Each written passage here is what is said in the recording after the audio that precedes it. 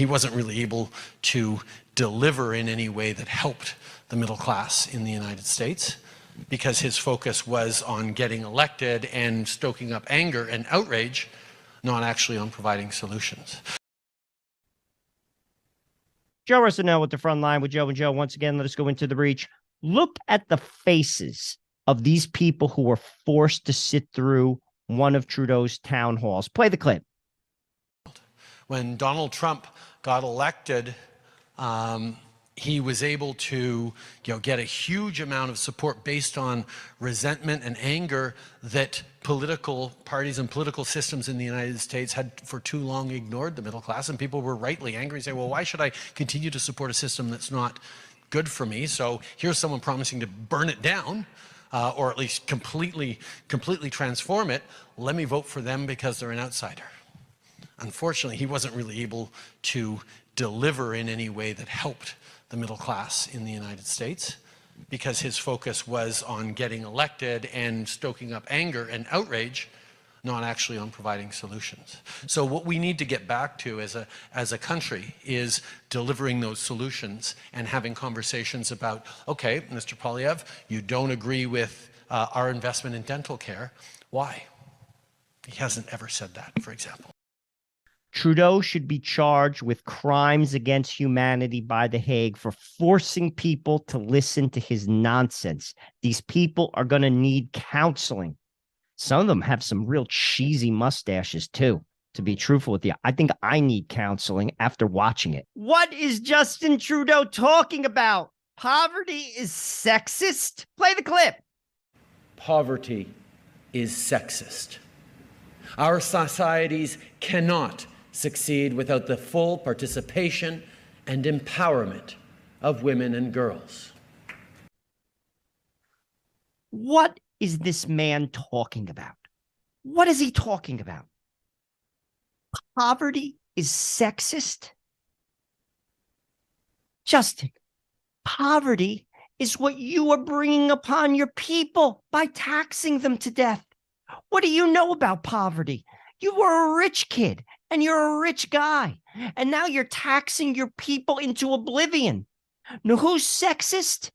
You. You're sexist. You don't even know what a woman is. You think you think men can breastfeed? Justin, time out. Time out. Justin Trudeau says, let us pray. Oh, wait. That E should be an A. Oh, maybe it should be an E in terms of pray. Get it?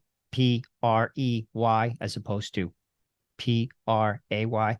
Pray as opposed to pray. Who's counting the money, Canada? Is it Freeland or Grandpa Munster? I think it's Freeland. Maybe it should be Uncle Fester. I hear Fester's pretty good with the spreadsheet.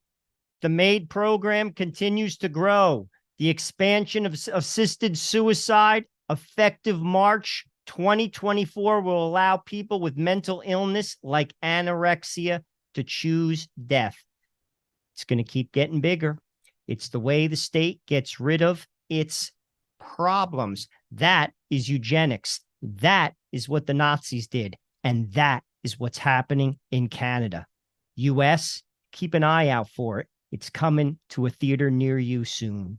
A Good Samaritan tries to wake up supporters of Jagmeet Singh and Justin Trudeau. Play the clip.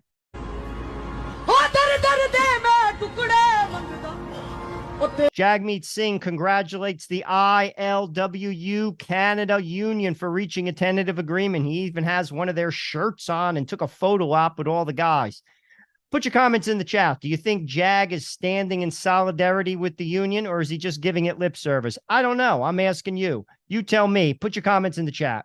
Pierre Poilievre's going door to door. He's bringing some common sense, a little grassroots campaigning, ladies and gentlemen.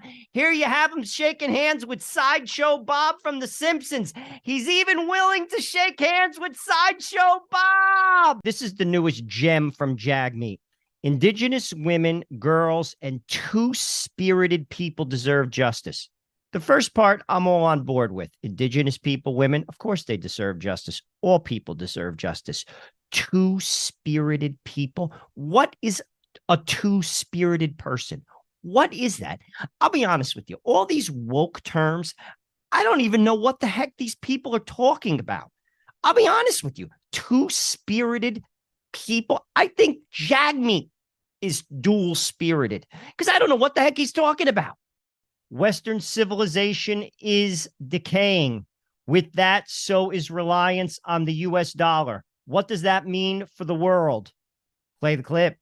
Rabobank's Benjamin Picton is out with a new report warning the global economy is being, quote, reorganized before our eyes into two competing blocs centered on the U.S. and China, with more countries progressively lining up to join the China side.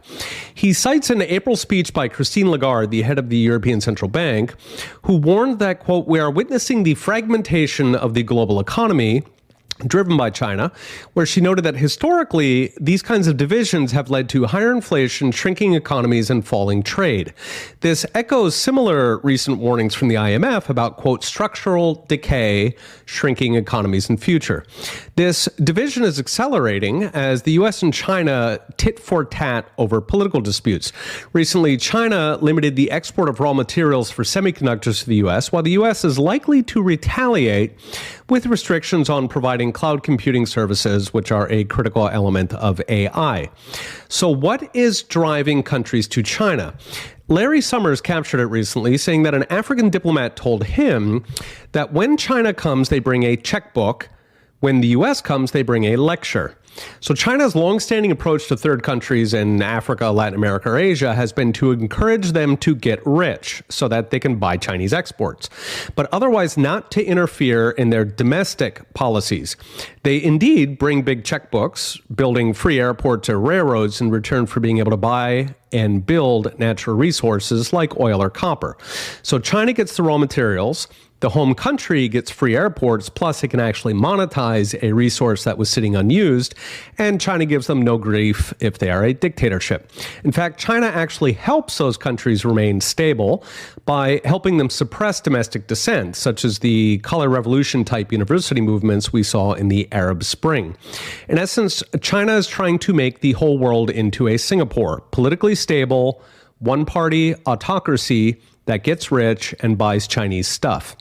In contrast, the U.S. uses foreign policy now as a tool for domestic activists, pushing everything from union policy to LGBT rights, including in places like Libya or Afghanistan, where they should know better, and now extending to longtime allies like Uganda or Japan also being pressured on LGBT.